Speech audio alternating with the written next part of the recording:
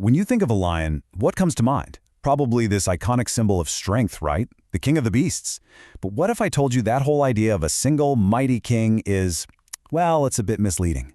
The real story is actually a tale of two kings, and they are on very different journeys. I mean, we see images of their power everywhere. That roar, that incredible mane. It feels like an animal we just get. But what if the most important thing about lions is something that most of us have completely missed? What if the story of the lion is really the story of two very different lions, facing two dangerously different futures? And that story, the one that really shows just how fragile they are, it all begins with the numbers. This is where that single story of one king splits right down the middle. Yep, you heard that right. There isn't just one type of lion. We're actually talking about two distinct subspecies. The African lion, the one we're all familiar with, and its much lesser-known cousin, the Asiatic lion. They might share a name, but believe me, their stories of survival are worlds apart. And when you look at how many are left in the wild, wow, the difference is just staggering. We're down to about 30,000 African lions, which is already a terrifyingly low number. But then, you compare that to the Asiatic lion, there's a tiny, isolated population of just 600, and all of them live in a single forest in India. This isn't just a small difference, you guys. This is a full-blown conservation crisis on a totally different level. So these numbers have official classifications. The IUCN, that's the International Union for Conservation of Nature, lists the African lion as vulnerable. Basically, that means it's facing a high risk of becoming endangered out in the wild. But the Asiatic lion, it's already listed as endangered. That is one step away from critically endangered. It means the species is facing a very high risk of extinction right now. The data is telling a crystal clear story.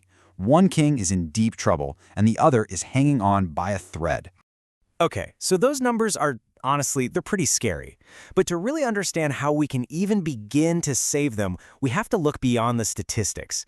We have to look into the very heart of what makes a lion so unique. Their incredibly powerful social world, the pride. You know, lions are the only truly social cats on the entire planet. They live in these family groups called prides, and it's not just some random get-together. A pride is this highly complex unit that is absolutely essential for everything, for hunting together, for defending their territory, and for raising the next generation. It is the very foundation of their survival. And here's the kicker. At the heart of the pride, it's not the males who run the show. It's the females. Prides are built around this core of related lionesses. We're talking sisters, mothers, daughters. Their bonds last a lifetime, and this female-led stability is the absolute key to a healthy, growing lion population. So, the life of a pride follows this really cool pattern. It all kicks off with that foundation of females. The adult males, they kind of come and go. They might take over a pride for a few years, but it's the female line that gives it continuity. Then, as the young males get older, they get pushed out. And that's basically nature's way of making sure the gene pool stays diverse. Understanding this whole dynamic is so important. You can't just save one lion. You have to protect the entire social fabric of the pride. All right, so we've got the numbers and we understand their social lives. Now, let's dive into some of their actual behaviors that might just surprise you and are absolutely vital for their well-being. We all have that picture in our head, right? Lions just lounging around in the hot afternoon sun. And sure, they definitely do that, but that's their downtime. Their real prime time is when the sun is low or totally gone. They're nocturnal and crepuscular, which means they do most of their hunting and socializing under the cover of darkness, or in those twilight hours, mostly to avoid the crazy heat of the day.